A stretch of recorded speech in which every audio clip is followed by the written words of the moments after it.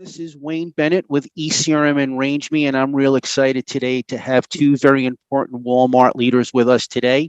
We're going to introduce them in a minute, but let me tell you why we're here. Today, we're here to discuss merchant perspectives on sustainability and supplier collaboration. And I did want to cite two important recent studies that I think is a major impetus to why we're having this conversation today. First and foremost, just recently, the National Retail Federation came out with a report really to help educate consumers on the carbon footprint of products. And that report is meant to educate consumers where in the retail value chain are carbon emission hotspots.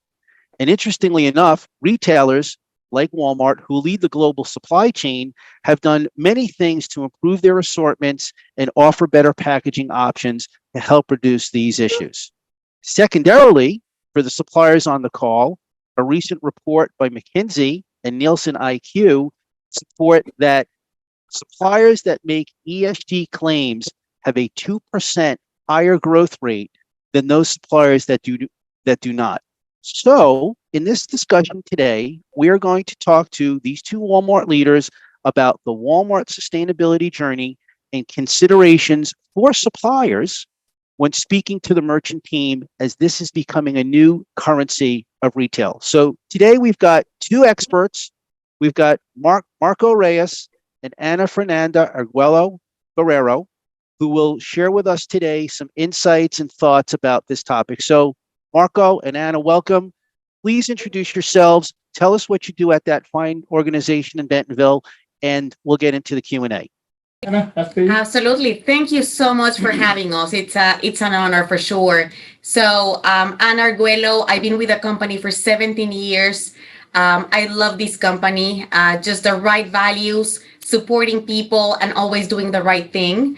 I have the pleasure of leading the stationery business as a merchandising VP.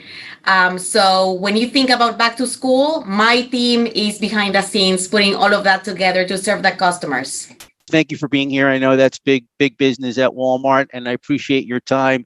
A couple of minutes we have today to talk about this very important conversation. Marco, welcome. Tell us what you do at Walmart. Thank you for having us, and thanks everybody for tuning in. Really a pleasure to be here. Just like Ana, you see a pattern here. I've been with the company almost 20 years, part of it in merchandising, in some responsible sourcing, and now in corporate sustainability. And my role is really to work with our partners in merchandising and our suppliers to set a sustainability agenda in our supply chains, our assortments, and really to accelerate what's happening there. In the supply chains and assortments, and increasingly what happens to the products after the customers take them home. So working in all of the non-food categories at Walmart. Marco, I appreciate you being here, and I am so impressed with the work that Walmart does around this topic to lead the conversation and make a lot of that insight and information more broadly to everyone in the industry. So thank you for being here as well. And I will just make a note here that really impressed me this year was at your milestone meeting that you guys run, the level of support from the merchant leaders at this year's. And it was so much aligned to the type of conversation I want to have today to really break it down a little bit more granularly as to how suppliers and sustainability can collaborate better together. So let's begin. Let's start from the top. Can you guys share some of the key Walmart sustainability objectives and what should suppliers consider around this? We have many. I would say all of the big ones are out there and they're public, and I'll mention some of them. But what I want to emphasize is that we have commitments at a corporate level, and then within your business area, whatever you supply for, say in Ana's categories, we may have very specific goals that we want to go target because of the supply chains, because of the product categories. But in a broader sense, we have, our flagship, I would say that a lot of people know is our Project Gigaton, which is really where we set out to avoid a gigaton of emissions by 2030 within our supply chains. And so we partner with our suppliers every year to go collect data and make improvements in our supply chain to avoid those emissions. And so very pleased to say that we're 3/4 of the way there already, and we have a lot of traction there. We also have a target of being zero emissions. And I want to highlight it's not net zero, but actual zero emissions by 2040. It's a daunting task, and it's amazing and scary both at the same time, I would say. But really proud of the company setting that goal for us to go get. We also have, working with the Walmart Foundation, a goal of protecting, managing, and restoring 50 million acres of land and 1 million square miles of oceans. So that's another one that I think we launched about 2 years ago, and we've made a lot of progress on working with our suppliers in the supply chains. And then the last one I'll mention right now is zero waste in key markets in our own operations. That's also something we are pushing for. And an example I like to give people is like, think about going zero waste just in your home, in one household. And it would be a pretty challenging task. And so we're trying to do that across our own operations all over the world. And so that's a pretty big challenge. But again, something that I'm really excited about. Thank you for sharing some of those high-level initiatives. I know you guys work very diligently day in and day out on achieving those. And so, Anna, maybe we can take it even downstream a little bit more and explain to me and to the audience that will be listening to this, how do you take from a merchant-supplier collaboration, how do you take what Marco just shared and really bring that to fruition with the supplier community? How does this become part of the conversation? Thank you so much. So it's very simple. I think in one sentence, it's really sustainability. It's a key element of the business. So it is embedded to our value proposition. It is embedded to why our customers trust shopping with us. As important as that. So some things that come to my mind as call to action to the suppliers that are listening us today, bring your offerings, check your own internal operations. There's always opportunities to find additional efficiencies. So be super curious about that. Have those conversations. We usually have a lot of walkthroughs internally to make sure that as we're rethinking the strategy for our categories, we're truly asking the right questions all the way. Packaging, are we truly doing everything we can to make sure that we can translate our goals into that action piece? So the other thing that comes to mind for suppliers that are listening, as you come and have your meetings with merchants in Walmart, make it part of the business, make it a joint business planning conversation, and just don't be tactical. Don't stay in the immediate conversation or the easy things to address. Make it a bold and scary, as Marco was saying, and let's have a plan, a long-term plan, a holistic plan. Sustainability touches more than just immediate product or packaging. It's how can we be a force for good? How can we have that approach in terms of responsible sourcing? How can we touch community engagement? How can we talk about quality? How can we talk about philanthropy? Like, it has such, a plethora of different dimensions on the impact that we can bring to the table that I think suppliers now more than ever, we need your support and collaboration, and we need you all to be proactive to take action because it makes a big difference. The planet needs it, and it makes a difference. That's terrific. Thank you for that. And it's interesting as you're talking and knowing your role as a merchant in the back to school stationery area. What a great platform as you're marketing to parents and moms and children, how you can integrate sustainability communications for the future generation. Very interesting opportunity there. So thank you. So I guess the next question is for Marco, but Anna, certainly. What I'm curious to know is, what are merchants learning about sustainability to give them more confidence, more knowledge, more understanding of the sustainability value chain so that they can become better equipped to have these conversations with suppliers? How are you moving the sustainability conversation to them? I'm passionate about the topic because obviously I work in it, but also my background as a merchant, I really see those worlds coming together. And like Anna said, it's part of who we are, part of our mission. And if you go back a few years and go to our website right now, actually, you can go look at the video where our CEO, Doug McMillan, says Walmart, I commit Walmart to becoming a regenerative company. What a bold statement out there. And it's public, right? So we're standing by it. Yep. And so what I want to emphasize there is that becoming regenerative. It doesn't mean we're going to do some sustainable activities or we're not, just going to do an initiative here or there. We are becoming regenerative. And what that entails is what you just mentioned is how do we buy in a regenerative way because we have regenerative merchants, right? Sustainability becomes then a part of the workflow of when we're buying. And so Anna mentioned the walkthroughs before. And so if you're a merchant, you're very used to walking an aisle and looking at products as far as where are they positioned in the aisle, how much of it do you have, what the packaging looks like, what your sales are going to be, what your profit margins, etc. But what we're doing now with merchants, it's really walking the aisles and looking at, okay, let's take that filter off or keep it on, but put another layer of sustainability. What we found there is like, we'll see items side by side that I would call low-hanging fruit that, you know what, this one's a lot more sustainable than this one. The packaging, for example. And so we'll change it and make an improvement right then and there. And so I'll give you an example of a merchant in a DIY categories. His business was okay, but there were some areas that he wished he could gain market share on. And this is where sustainability and the business really come together. And he started looking for those opportunities proactively without our team mentioning anything. What ended up happening is he created efficiencies in how they ship the product because the packaging became smaller in many cases or different configuration. So right there's cost savings that we can pass on to our customers.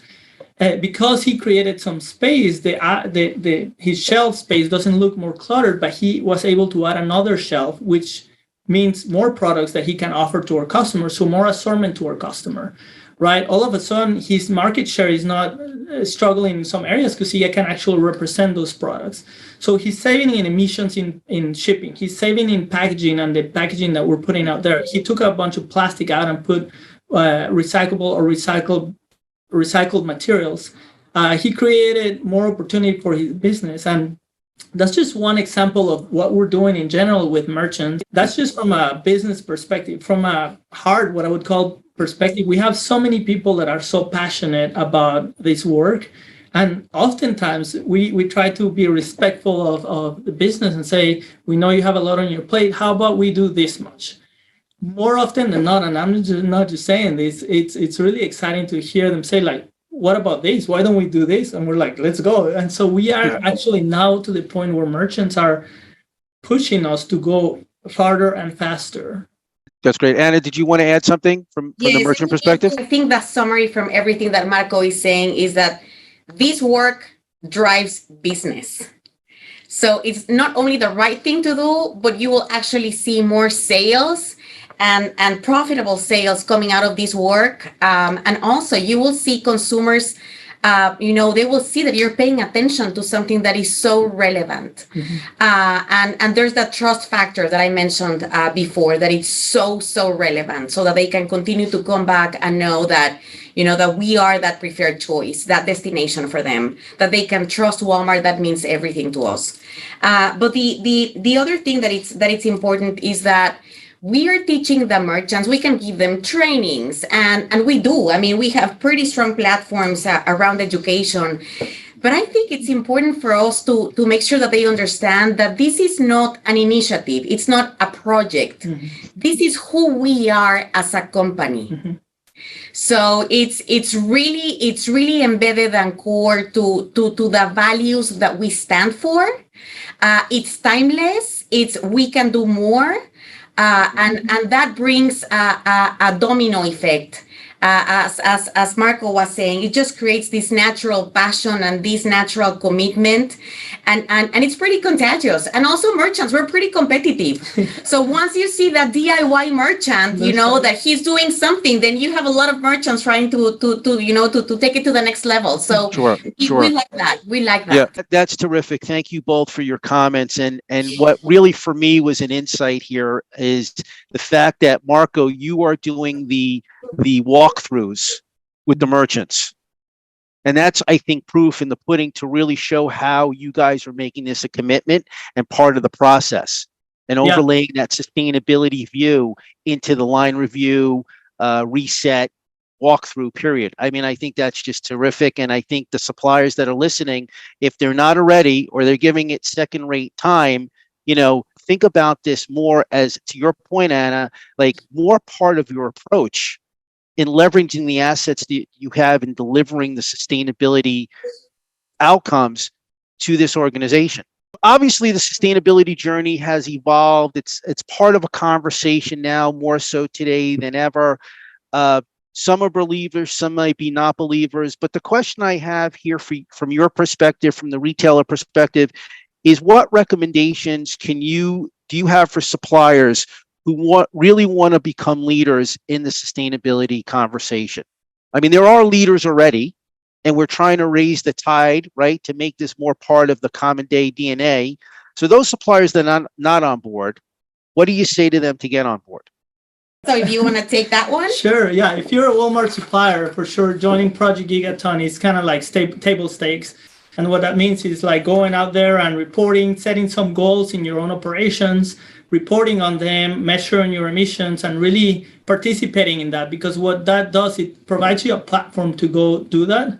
But also it gets you really in our core conversation, through that platform. I would say, earlier before we started recording, when we were talking about, I wouldn't even consider myself a sustainability expert because we're all learning. Like I would say, even the experts that I go talk to, we're all learning about sustainability and how to get better at it.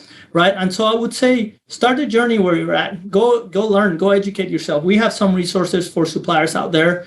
The internet is full of them, etc. Go learn about sustainability, go learn about your own operations and how you can make a difference.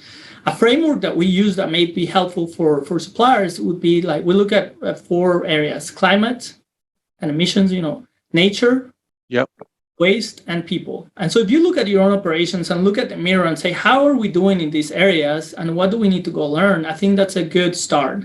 Participating in Project Gigaton and some of our other initiatives out there, also great opportunity. I would say, like Anna mentioned, and I talked about Doug saying, like, we're becoming regenerative. I would say, just do it, become regenerative. Go make the decision that part of your company's culture will be that you will be regenerative, that you will be sustainable. Why? Why not? I mean, first of all, like Anna said, the customer wants it. And so earning their trust, earning their business, it's core to all of us. If we're your customer, then we're representing our customer who wants it. And we're telling you we want it, right? As your customer as well. From a business perspective, surety of supply, right? We talked about, we saw it in COVID, right? Our supply chains, everything, you can order anything and you have it the next day. During COVID, we were struggling to get a lot of things to the shelves and to the customers' homes, right? And that was like just one world event happening at a given time. So how do we make sure that, climate change, pollinator impact, forests, like all of those things that we're building for a future business, because that's not guaranteed, and we saw it again.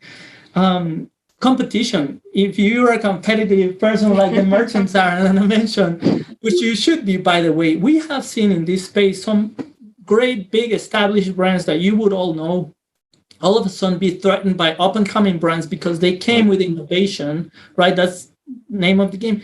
Innovation that didn't exist, that people are, that's saving them on transportation, that's saving on water, that's more sustainable. And all of a sudden we have no name brands that are becoming name brands more so than others because you didn't stay sharp on you. So from a competition perspective, you would want to do it. ESG, you mentioned some statistics about what we're seeing as far as results, and Anna said like it will sell better. So the question is, why wouldn't you? And if you want to, then go educate yourself, go become regenerative, and just take the steps wherever you're at. Make sure that your companies are not doing this work to check the box. Mm-hmm. So if you feel that you're just checking the box, trying to show that you're doing something for the sake of doing something, you're doing something wrong. So I would really say, set those goals. I think we have used the word bold many times. Mm-hmm. You have probably heard the quote, if your dreams don't scare you, they're probably not big enough. I think in the sustainability space, it's pretty much the same.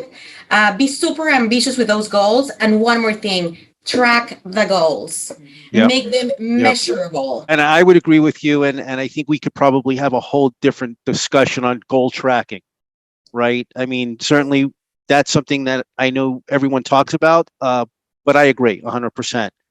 Marco, Anna, give me the one thing that we need to leave with today. Give me the one thing we need to leave with today. Let's push the envelope. Like, let's give these suppliers listening today something that they really need to know. I mean, they need to know everything we just talked about, but let's leave them with one inspiration, one thing. So I'm going to say we need to go beyond sustainability. Okay. I think we need to think broader, bigger, scarier, and long term. And I want to just close with a quote from my CEO, Doug McMillan. He used this in Davos this year. And he said, our job is to design everything that we do in the way that it's the path of least resistance. That path needs to be more sustainable, and that path needs to bring a regenerative approach. Okay. It's a bold one. It's a pretty bold one, but I think that's the right thing to do. Marco, what's the one thing, the leave behind, the takeaway? Let's hear it. Basically, you have to think differently in business, period. Thinking differently, as Anna mentioned, sustainability has to be part of that. We used to think about, if you're a supplier, if you're a merchant, you used to think about a product is specifications plus the cost, and that gives you the value. That's no longer the case, increasingly so. And so don't miss that. Don't miss this time. Specifications plus cost plus the story of the product, that gives you the value. And so if you want to add value to your products, to your offerings, to the merchants, to the customer, you have to participate. There's cost, and there's cost savings too. And so you have to be broader. Like Anna said, you have to be creative, because like, again, in some changes, we're realizing cost efficiencies. And so you have to look at the whole portfolio and really go think about this. Don't miss the boat. This is the time to do it. We need everybody. And it's not only a responsibility, it's really a privilege that we get to work on this in business and doing good and bringing others along. So that's what I would say. Sustainability is no longer the frosting in the cake. Right. It's not you bring everything and just one more thing to put a bow in the top. It is the cake. It's the flour and the eggs. So if you don't bring sustainability to the table, you don't have a full value proposition. Thank you, guys. Marco, before we leave, can you just repeat that equation one more time? What I would say is the value that you bring to a product is really the specifications, characteristics of the product, the cost, plus the story. And the story can include where it's come from, who made it, how those people were treated, but also the attributes, the sustainability attributes of it, what's going to happen to the product of it. So specifications plus cost plus story. Well, I will tell you, as a student of industry, I continue to read and learn more about the importance of value in today's environment, and probably even beyond, given transformation. And so, Marco and Anna, thank you for laying out the value proposition of how you're thinking about it and why that's important for the supplier community. I commend Walmart for the work you guys have been doing in leading the conversation broadly. You don't hide lots of things around this topic broadly to the broader industry.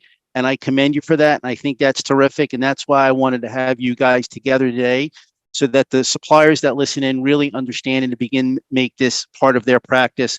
Because I think, Anna, you said it, Marco, you said it, this work drives business. So let's just conclude there. Marco, Anna, thank you very much. I hope to be in Bentonville soon. Maybe we can grab an hello. But thank you both for your time today, and keep the great work going. Thank you very much.